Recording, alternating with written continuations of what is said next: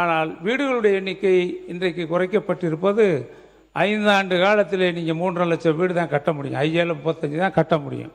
எப்படி 8 லட்சம் வீடு இன்றைக்கு கட்டி முடிக்க முடியும் சொல்றீங்களா? நீர்வளத்துறை அமைச்சர் அவர்கள். மாண்பு பேரவைத் தலைவர் அவர்களே, உங்கள் திட்டத்தில் நீங்கள் 1 லட்சம் வீடு கட்டணும்னு இலக்கு வச்சுருக்கிறீங்க. ஆனால் நிறைய இடத்துல நான் போய் பார்க்கும்போது வீடு இன்னும் முடிக்காமையே ஃபவுண்டேஷன்லேயே தான் இருக்கு. இன்று சட்டமன்றத்தில் பேசிய அமைச்சர் புசி ஆனந்த் திமுக முன்னாள் அமைச்சர் ஐ பெரியசாமிக்கு பதிலடி கொடுத்துள்ளார். வீடு கட்ட அனுமதி வழங்கி அதில் கிட்டத்தட்ட 8000 பேர் இதுவரை பல்வேறு நிலையிலே அந்த வீடுகளை கலைஞர் கனவு இல்லத்தை இன்றைக்கு கட்டி கொண்டு இருக்கிறார்கள். இதுதான் யதார்த்தமான உண்மை. மாண்புமிகு அமைச்சர் அவர்கள் இன்றைக்கு நம்முடைய உள்ளாட்சித்துறை அமைச்சர் அவர்கள் கிராமங்களிலே கலைஞர் வீடு வழங்கும் திட்டத்தை பார்த்திருப்பார்கள். இன்றைக்கு உங்கள் ஆட்சி வந்தவுடனே நீங்கள் அந்த திட்டத்தினுடைய பெயரை கலைஞர் கனவு இல்லத்தை மாற்றிவிட்டீர்கள். பரவாயில்லை. நீங்கள் வெற்றி வீடு கட்டும் திட்டம் என்று மாற்றியிருக்கிறீர்கள். வெற்றி வீடு கட்டும் திட்டம் என்பதற்கு மாற்றி அதனுடைய அழகுக்கு ஒரு வீட்டினுடைய அழகிற்கு 5 லட்சம் என்று உயர்த்தியிருக்கிறீர்கள்.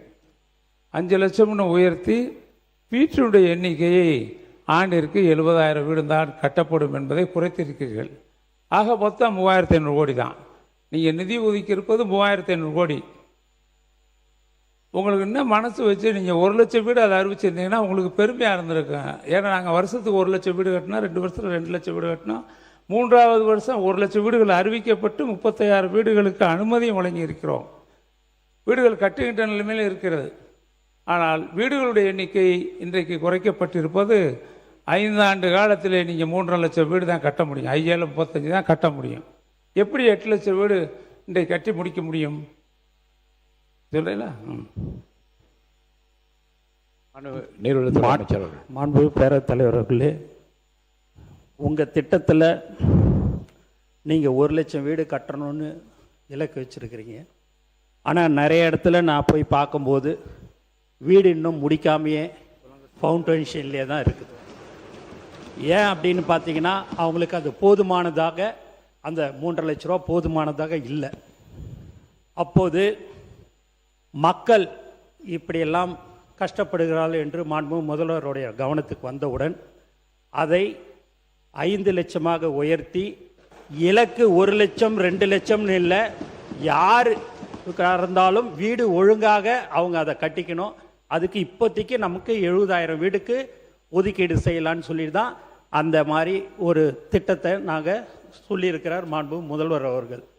ஆகவே நீங்கள் பார்த்தீங்கன்னா விழுப்புரத்தெல்லாம் நீங்கள் போய் பார்த்தீங்கன்னா, நான் நேரடியாகவே போய் பார்த்தேன்னே, உண்மையாகவே சொல்கிறேன், அப்படியே ஃபவுண்டேஷன்லேயே இருக்குது.